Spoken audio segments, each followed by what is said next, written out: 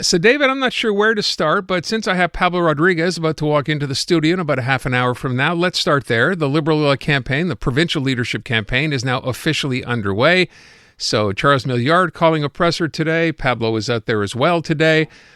Just curious, we're talking to Jim Many earlier, who said it's kind of hard to get excited about this, given, of course, that the news cycle has been so heavily dominated by federal politics and Trump and Canada. So, it's going to be a snoozer? I don't think it's going to be a snoozer. Now, obviously, the next couple of months are going to be dominated by the federal situation, of course. But at the same time, this leadership campaign is so long that guess what, Aaron? Even if we have a federal election in May, we'll still have the Quebec Liberal leadership race to talk about because it'll still be going on up until June 14th. And what's interesting here about this race that it has been going on for a while is that there's still a lot of interesting moves going on right now. Over the weekend, Frédéric Beauchemin, the M&A for Marguerite Bourgeois, the finance critic, announcing that he was joining Pablo Rodriguez's campaign.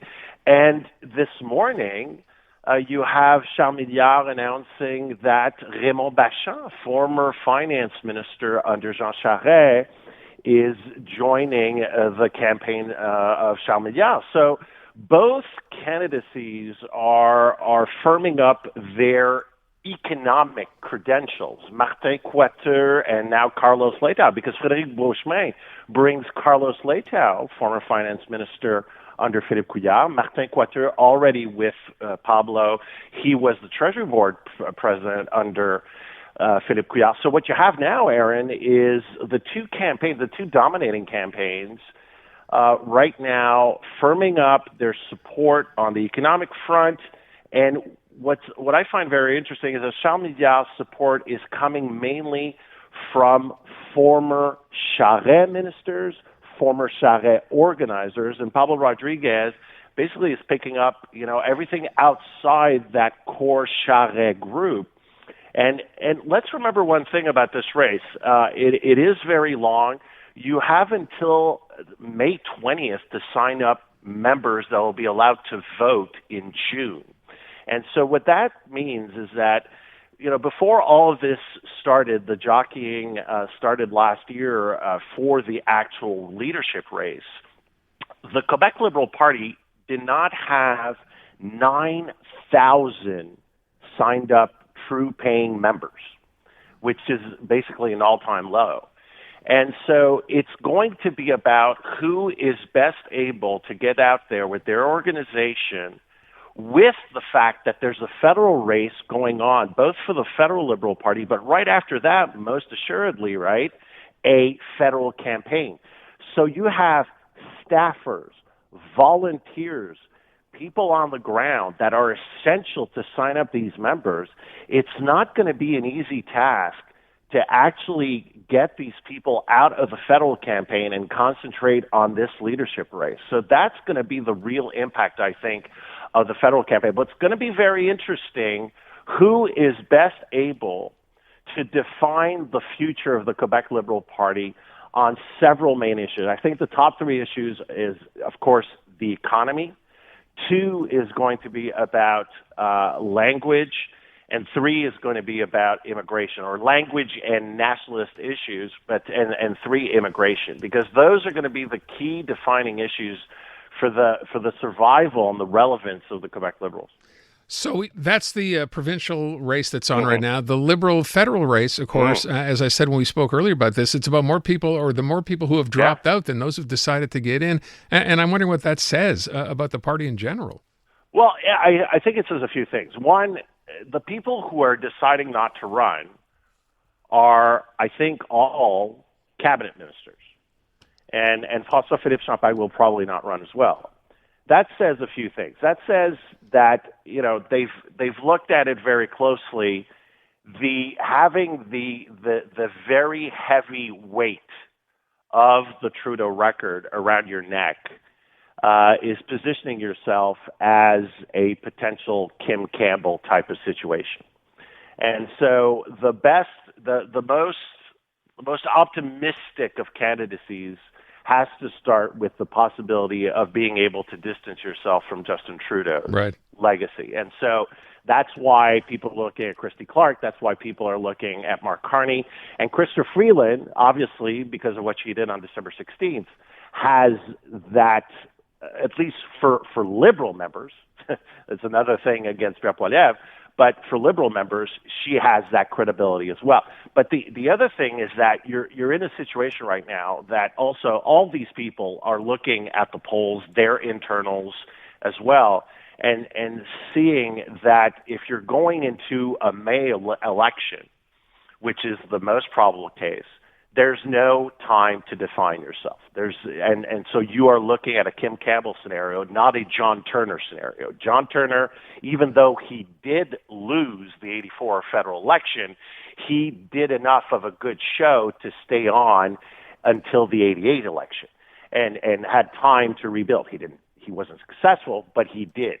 And so I think for these ministers and a lot of possible candidates, that's the problem here. You just don't have time. And a lot of people are looking at the Kamala Harris situation. She had actually more time than this Liberal scenario. Right.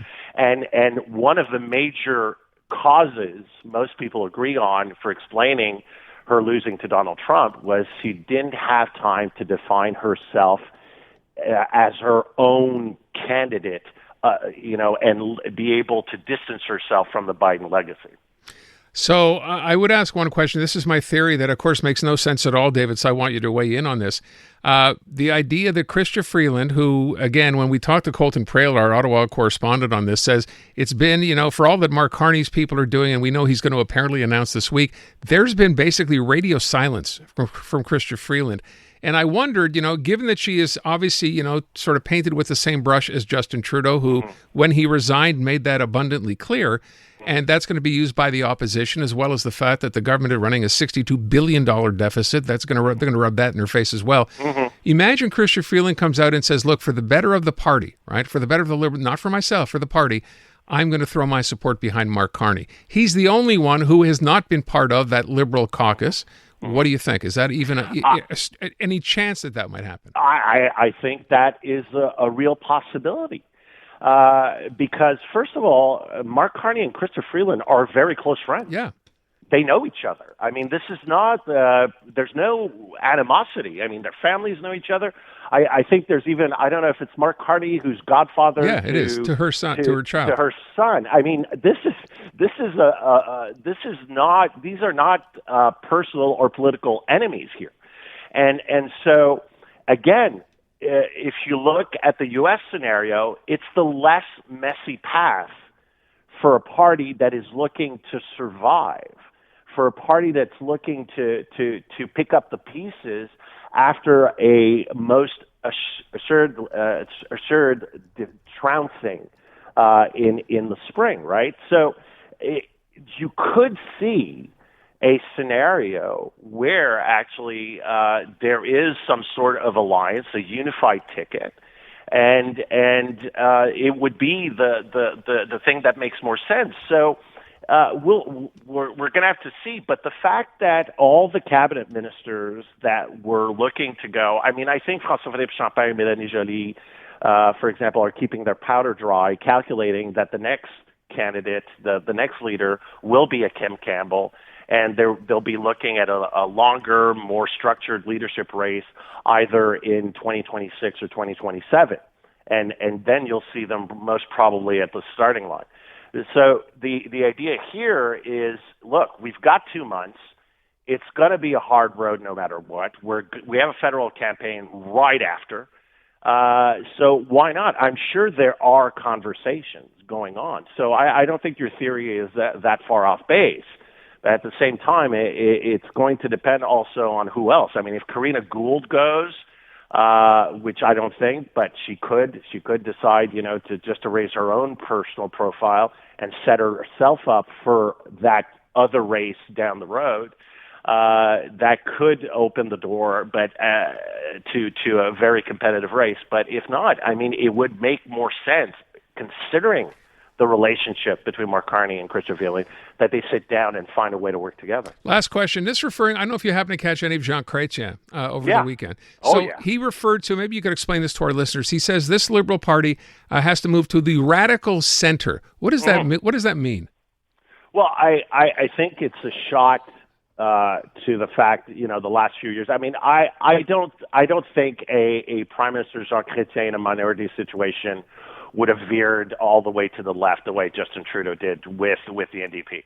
I think Jean Chrétien, just like his open letter talking about what Canadians should do and unify and stand up to Donald Trump. Remember last week you were asking, well, how do you do that? I think Jean Chrétien, defined it very clearly. You saw the old lion, showing his leadership and the fact that he hasn't lost any of his ability to stand up for Canada and Canadians. But what does that mean? The radical center is going back to common sense. And I know it is a conservative tagline, but you go back to common sense and take away common sense from the conservatives.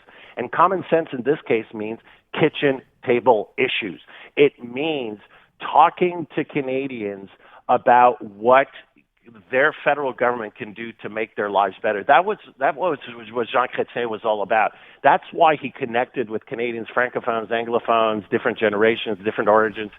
It's because he was the kind of guy that showed you he understood what you were going through, and that the government would take any measure necessary to make your life a bit easier. And let's face it, that's the main Liberal problem. The Liberals right now under Justin Trudeau have been disconnected with real life issues that average Canadians have been going through from coast to coast to coast for a couple of years now. And that explains fundamentally why they are so low in the polls. And that's where we leave it. David, thank you very much. I appreciate it.